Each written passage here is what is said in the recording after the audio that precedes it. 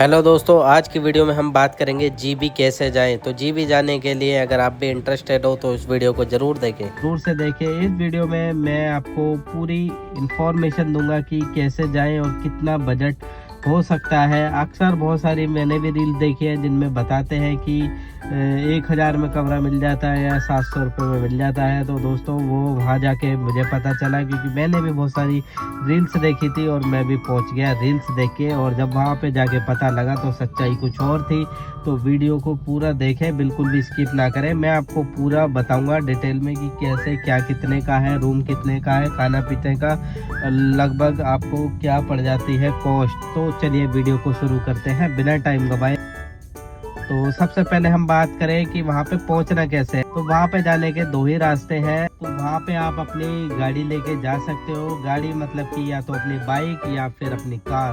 तो ये एक पहला ऑप्शन है वहाँ पहुँचने का। दूसरा है बस, चाहे रोडवेज हो या फिर जो है वोल्वो बस हो। तो दोनों ही तरीके से आप वहाँ पे पहुँच सकते हैं। तो अगर आप भारत के किसी भी कोने से हो तो सबसे पहले आ जाइए कश्मीरी गेट।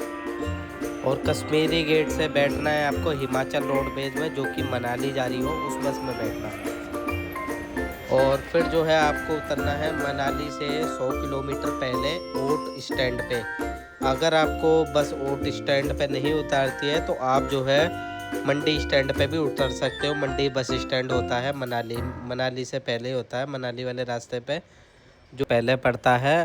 और मंडी उतर के आप ओट के लिए बस ले सकते हो, वहाँ से आपको इजीली बस मिल जाएगी ओट के लिए। तो अगर HRTC की बस की बात करें तो ओट तक का किराया जो लगभग है वो है लगभग 900 रुपये के आसपास।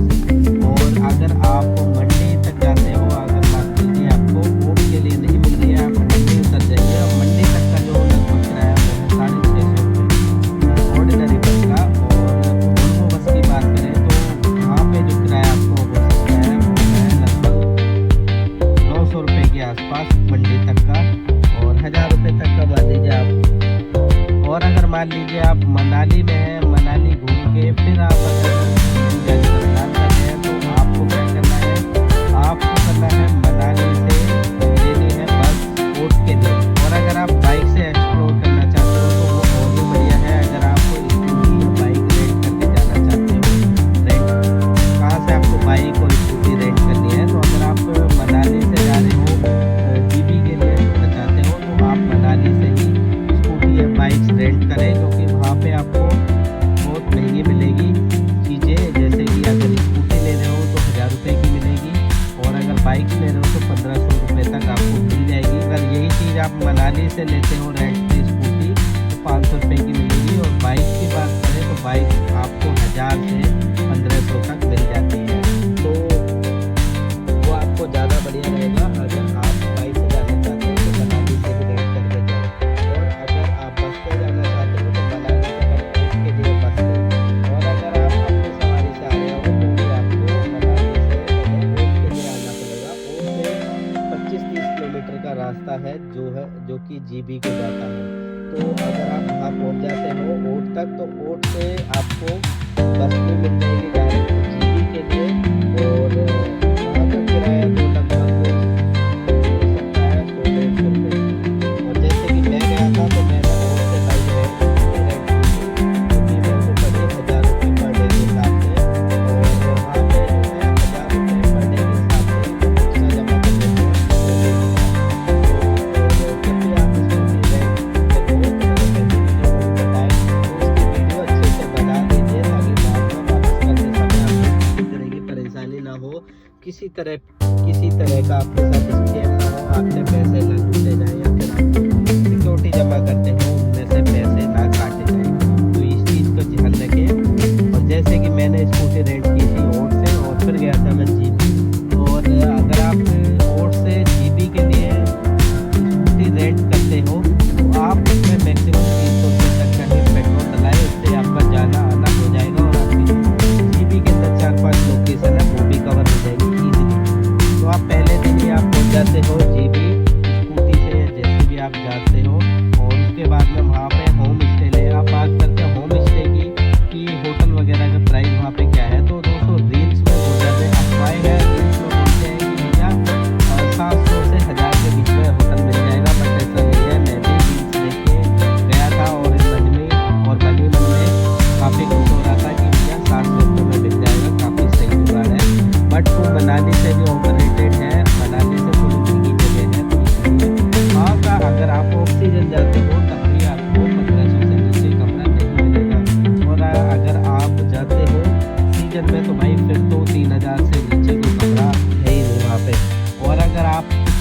अच्छा लग्जरी या फिर ट्री हाउस लेना चाहते हो तो 5-6 हज़ार रुपये तक मान लीजिए 5-6 हज़ार के लपेटे में आपको वहाँ पे ट्री हाउस मिल जाएंगे बढ़िया से बढ़िया। और आप जब जीबी पहुँच जाते हो और वहाँ पे होटल ले तो आप होटल जो है वो रिवर के किनारे ले, जो रिवर साइड है उसके किनारे पर ही ले, क्योंकि वहाँ से आपको बालकनी से या फिर आप अपने रूम से बाहर आओगे तो वहाँ पे आपको एक अलग ही व्यू मिलेगा। वहाँ पे बहते पानी की आवाज़ें आती हैं और बहुत ही सुंदर व्यू है। जैसे कि आप मेरे होटल का देख सकते हो, मैंने भी जो होटल है वो ये लिया है, आप देख पा रहे होगे यहाँ पे।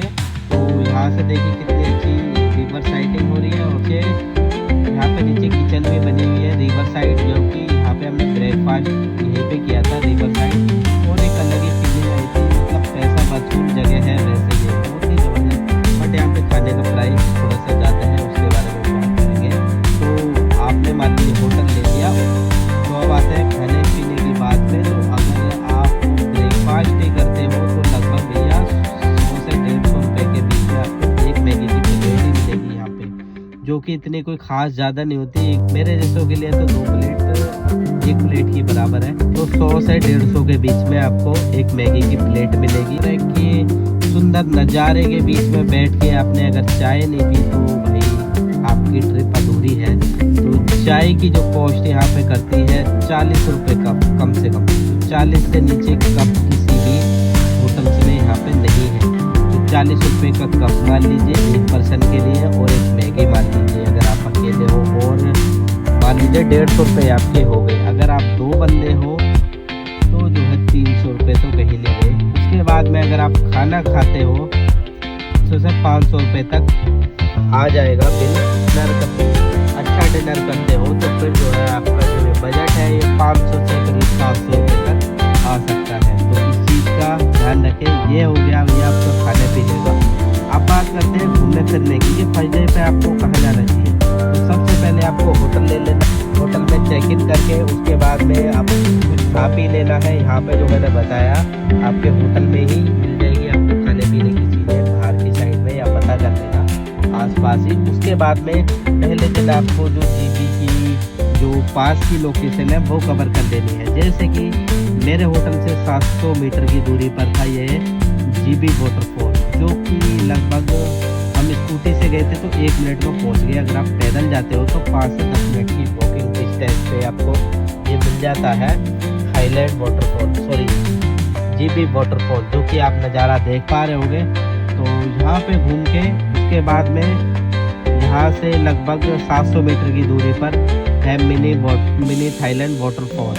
और यहाँ पे याद रखिए कि 6 बजे के बाद में ये बंद हो जाता है, अंधेरा होने के बाद में, क्योंकि बताते हैं कि जंगली जानवरों का खतरा है, भालू वगैरह दिखने को मिल जाते हैं कई बार, तो जिनकी वजह से उसको 6 बजे के बाद में एंट्री नहीं मिलती है। तो टाइम से जाना, अच्छे से टाइम स्पेंड करें। इस तरह के पहाड़ों के बीच से वाटर दिखाई देता है, जो कि थाईलैंड जैसी लोकेशन है, ऐसा ही लगता है कि आप थाईलैंड आ गए, इसीलिए इसका नाम मिनी थाईलैंड वाटरफॉल रखा गया है। यहाँ पे आप बैठ सकते हो, और जहाँ पे ये पत्थर है इसके साइड में अंदर आपको एक भैया मिल जाते हैं जो कि मैगी वगैरह और चाय बना के देते हैं। तो आप यहाँ पे बैठ के पानी के बीच में चाय मैगी का आनंद ले सकते हो।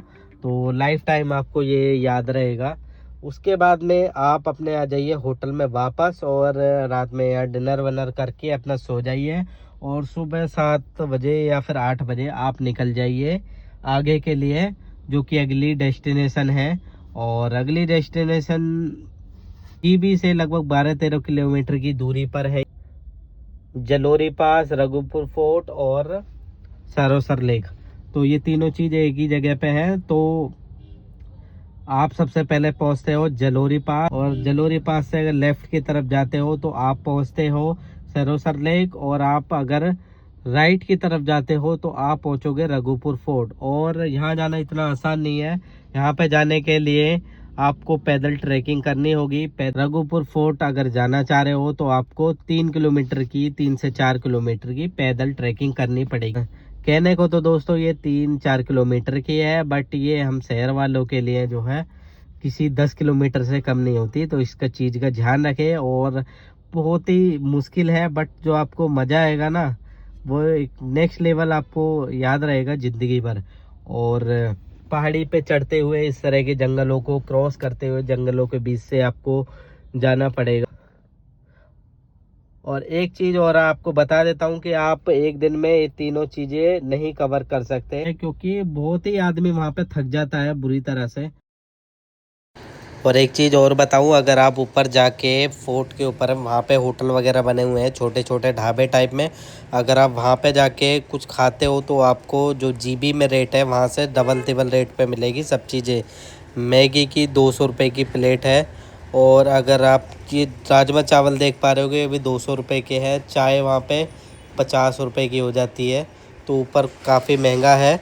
तो आप एक बारी अपनी बजट देख लीजिए अपनी जेब की। ये जो आप सैंडविच देख रहे हो ये 10 रुपये का जो पैकेट आता है ब्रेड का, उसकी 2 स्लाइस है, और इसका जो यहाँ पर रेट मेरे को पड़ा है सैंडविच का 100 रुपये। तो बट भाई यहाँ पे लोग इतनी मेहनत करते हैं भाई, 10,000 फीट की ऊंचाई पे लाते हैं खाना पीना बना के, तो इनके लिए बनता है इतना। तो ये चीज़ें दुखती नहीं है, बट मैं फिर भी इंफॉर्मेशन के लिए आपको बता रहा हूँ। और अगर आप ऊपर रुकना चाहते हो फोर्ट के यहाँ पे, आप नाइट कैंपिंग करना चाहते हो, तो यहाँ पे एक और ऑप्शन है, आप नाइट कैंपिंग कर सकते हो। और इसका जो चार्ज है वो 1,000 रुपये पर पर्सन होने वाला है। कैंप के अंदर 3 बंदे रुकते हैं और तीनों के 3,000 हो गए, मतलब 1,000 रुपये के पर्सन के हिसाब से। तो वैसे कहने को तो यहाँ पे और भी कई सारी चीज़ें हैं देखने के लिए, जैसे सूजा विलेज, बट मैं नहीं गया था तो उसके बारे में मैं नहीं बताऊँगा वीडियो में।